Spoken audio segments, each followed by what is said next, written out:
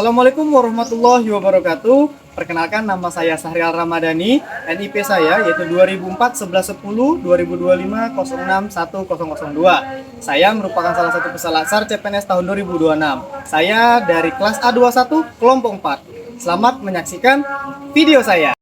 Baiklah teman-teman, saya di sini akan membahas tentang analisis isu kontemporer, yaitu di mana isu kontemporer adalah permasalahan yang sedang berkembang dan menjadi perhatian masyarakat pada masa sekarang.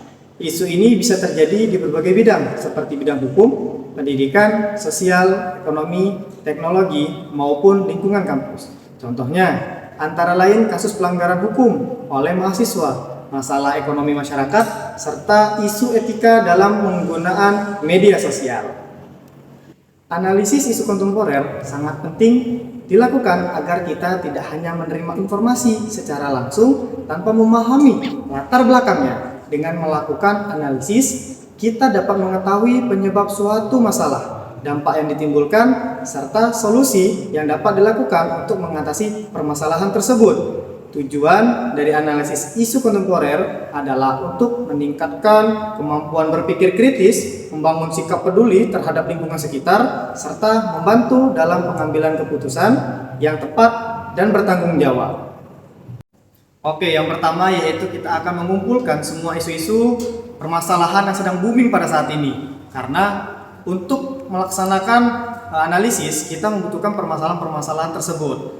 Terus setelah kita mendapatkan permasalahan isu-isu terkini, kita akan menggunakan tahap kedua, yaitu menggunakan analisis APKL, di mana APKL itu singkatan dari A itu aktual, P itu problematik, K itu kekalayakan, L itu kelayakan. Setelah kita mengumpulkan minimal 3 isu permasalahan, kita masukkan pada tabel analisis APKL. Terus kita akan menggunakan skala Likert, di mana penilaian skor 1 sampai 5. Terus kita akan melakukan analisis manakah permasalahan yang menjadi core isunya. Setelah mendapatkan core isu, kita akan masukkan yang ketiga atau tahap ketiga selanjutnya dari core isu tersebut atau permasalahan yang paling besar skornya, yaitu kita akan masukkan ke kepala ikan, yaitu menggunakan metode fishbone. Setelah kita masukkan core isu tersebut ke kepala ikan atau metode fishbone, kita akan tarik faktor-faktor dari permasalahan tersebut. Penyebab dari permasalahan tersebut apa? Misalnya dari segi manusia, faktor manusianya apa, dari faktor metodenya apa, faktor lingkungannya apa, faktor uangnya apa. Setelah kita mendapatkan faktor-faktor dari permasalahan isu tersebut, maka kita akan langsung melanjutkan ke tahap keempat, yaitu menggunakan metode USG.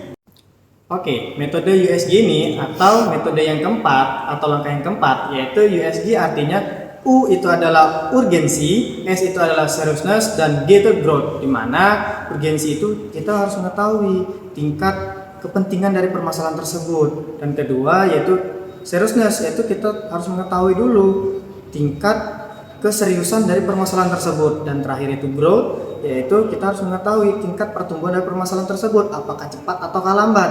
Nah, cara menentukannya kita akan menggunakan tabel juga dengan menggunakan skala Likert, skor 1 sampai 5. Skor dari faktor-faktor yang paling besar, kita akan ambil skor atau faktor tersebut yang paling besar nilainya. Untuk faktor yang paling besar nilainya itu merupakan faktor yang harus kita selesaikan atau kita pecahkan permasalahannya, karena faktor tersebut merupakan faktor yang tidak kompeten, karena itu merupakan penyebab dari adanya permasalahan atau isu permasalahan tersebut, yaitu dengan melaksanakan atau langkah kelima.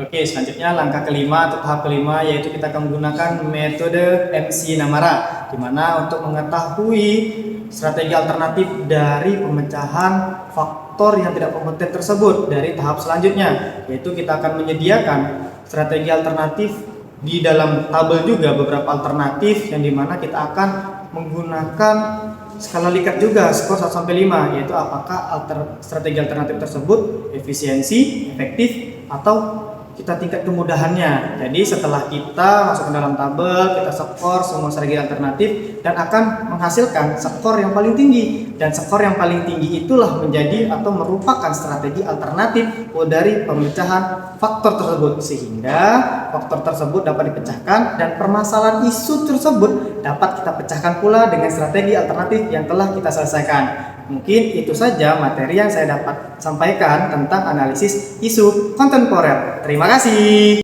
Oke teman-teman, mungkin itu saja video dari saya. Saya akhiri. Wassalamualaikum warahmatullahi wabarakatuh.